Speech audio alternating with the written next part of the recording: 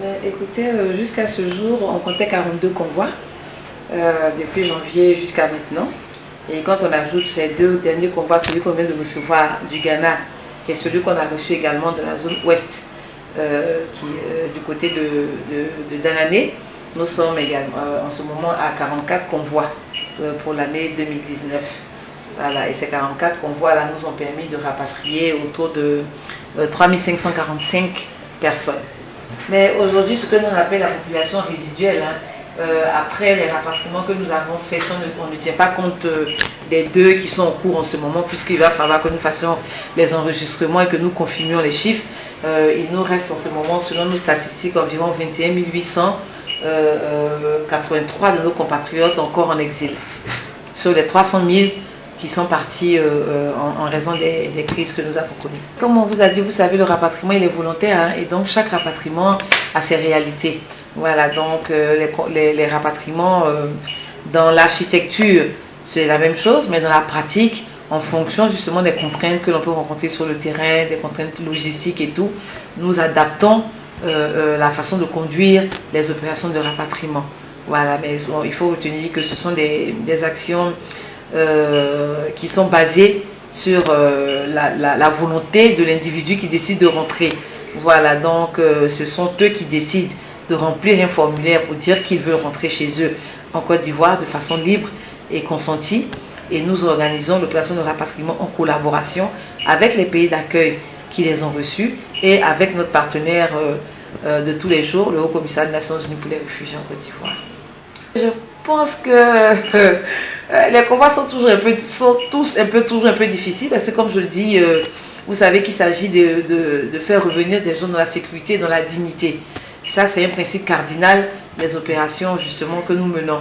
Et donc, je dirais, on a plus de crainte quand on fait le rapatriement des personnalités à cause de l'engouement, de ce que les populations peuvent se mettre sur les routes, peuvent bloquer les convois parce qu'ils souhaiteraient saluer leur leader rentré d'exil. Ces convois sont beaucoup plus difficiles à gérer et nous demandent une logistique plus lourde et nous demandent surtout une présence corsée des forces de sécurité pour nous permettre aux convois de se déployer de la frontière jusqu'à notre lieu de destination, c'est-à-dire la Dara, afin que ces personnalités-là puissent regagner leur domicile. Mais cette variation tient compte des inquiétudes et préoccupations qui ont été exprimées par nos compatriotes. Parce que vous savez que les opérations de rapatriement sont le fruit également d'un certain nombre d'actions qui sont menées par le gouvernement, à commencer par le président de la République qui n'a eu de cesse de lancer un appel au retour à nos compatriotes, qui a même dans la Constitution consacré un article, voilà, à ce qu'il veut qu'aucun Ivoirien ne soit contraint à l'exil, et qui encore est allé plus loin en prenant une ordonnance d'amnistie. Et donc, toutes ces actions du chef de l'État démontrent de la volonté justement de vouloir aller de l'avant et de faire en sorte que nos compatriotes se regagnent de la Côte d'Ivoire. Mais à côté de justement ces opérations-là, nous avons ce que nous menons nous-mêmes au niveau de la DARA, ministère des Affaires étrangères, les activités de sensibilisation et d'information auprès de nos compatriotes. Et lorsque nous allons, nous échangeons avec eux, et justement c'est ce qui est ressorti des échanges que nous avons vus avec eux, qui a fait que nous avons pu aujourd'hui obtenir justement cette augmentation du paquet retour. Il convient de rappeler que d'ailleurs cette augmentation a été décidée lors d'une réunion régionale qui a été organisée ici à Abidjan avec les principaux pays d'asile pour qu'on voit quelles pourraient être les difficultés, quelles sont les raisons pour lesquelles il y avait un ralentissement dans le retour de nos compatriotes. Et donc c'est pour répondre justement à cette préoccupation-là que nous sommes allés en collaboration avec nos partenaires à l'augmentation du paquet retour que vous constatez aujourd'hui. Mais écoutez, la variation elle est quand même du simple au double, parce que avant le paquet retour, il était le montant qu'on donnait en liquide était de 75 000 francs pour les enfants et de 150 000 francs pour les adultes. À cela, on offrait un pack alimentaire qui était offert par notre partenaire, le programme alimentaire mondial, et qui était constitué de vivres, voilà, pour permettre à nos compatriotes de pouvoir tenir au moins pendant 3 mois. Voilà, et on y ajoutait également le transport. Aujourd'hui, nous sommes à un kit qui a été non seulement qui a connu une hausse, mais qui en plus qui a été harmonisée, de sorte qu'aujourd'hui tous ceux qui rentrent ont le même montant.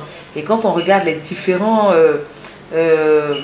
paliers justement du paquet retour, tout le monde a droit au minimum à 305 000 francs par personne.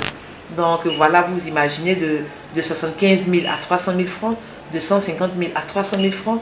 Je pense que voilà, on peut dire que l'augmentation a été conséquente, même si nos compatriotes continuent de nous dire que c'est un montant qui n'est pas suffisant pour leur permettre de faire leur réintégration, mais c'est quand même déjà un geste qui pourrait leur permettre de prendre leur marque et de pouvoir aller de l'avant en allant vers les institutions et vers l'administration ivoirienne pour un appui. Tantôt, le rapatriement, c'est une activité qui est volontaire. Voilà, c'est quelqu'un qui décide de par lui-même de rentrer chez lui. Et la seule chose qui peut être faite, c'est de continuer la sensibilisation.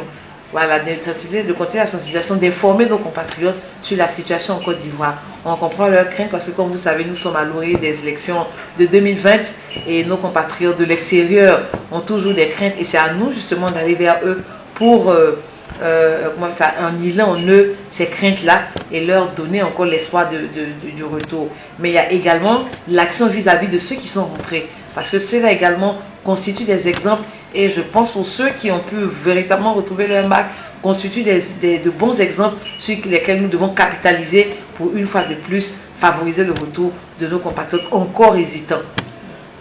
La DRA travaille également à reconnaître le statut de réfugié à nos frères, à nos sœurs qui viennent justement d'autres pays qui sont en crise. Et donc à ce jour, nous avons autour de 2040 réfugiés en Côte d'Ivoire et qui sont d'environ 22 nationalités différentes. Voilà, ces personnes-là passent devant une commission nationale d'éligibilité qui décide ou non de leur octroyer le statut de réfugié. Et une fois qu'ils ont ce statut de réfugié-là, l'assistance et la protection est mise, leur est accordée.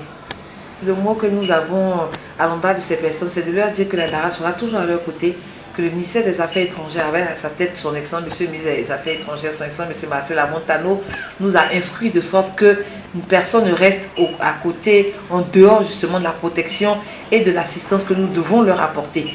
Donc vraiment à l'orée de cette année 2020, c'est surtout des vœux de paix pour le monde entier, pour notre pays, la Côte d'Ivoire, qui va bientôt pour des échéances électorales.